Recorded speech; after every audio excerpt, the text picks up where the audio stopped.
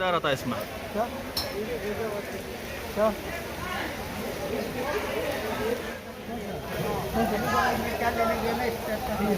जो रोड बना नहीं है वो बाजू वाले